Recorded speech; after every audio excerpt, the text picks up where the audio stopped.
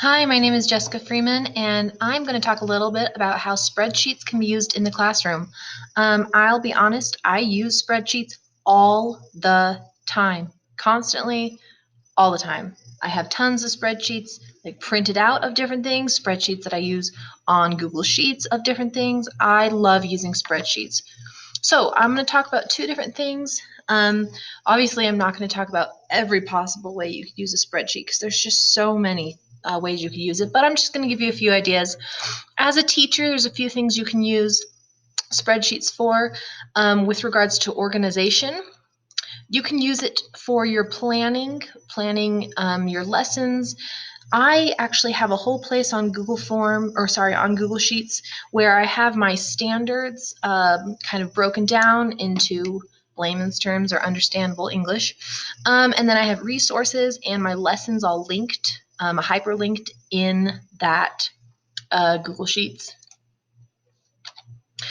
You can use it for tracking your students. Student progress, you can use it to collect data. Sometimes that could be if you do an activity on the computer, some computer programs automatically collect data for you. And you could instead print out a sheet with your students' names on them and topics, and you can track data that way. You could put that into the computer later if that was something you wanted to use it for. But I love being able to see my students. I actually have done this, had a spreadsheet with my students' names with like a check mark if they have successfully shown me that they understand a topic or not. It's a great way to really see how well students are doing. And then the next one is, or another one is differentiation. You can use a spreadsheet to organize your students to help you know which students are at which levels so that you can help differentiate lessons.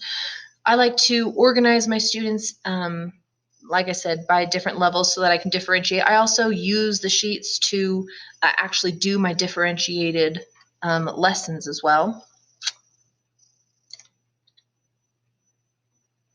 Then, and those are not the only ways that you can use them as a teacher, but those are a few. And then as a student, students can also use them to engage in learning because with spreadsheets, you can actually collect data that is relevant to the students. Now, obviously, it'll depend on your topic, but for example, if you are reading a book, you could have them collect some kind of information from that book.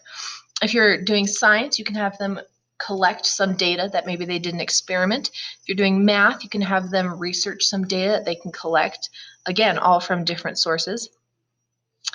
And you can also use the spreadsheets to make some more visual things for students. So students can use the data they collected to make graphs or tables, which then they can help use to interpret the things that they learned or the things they may have noticed from the data that they collected.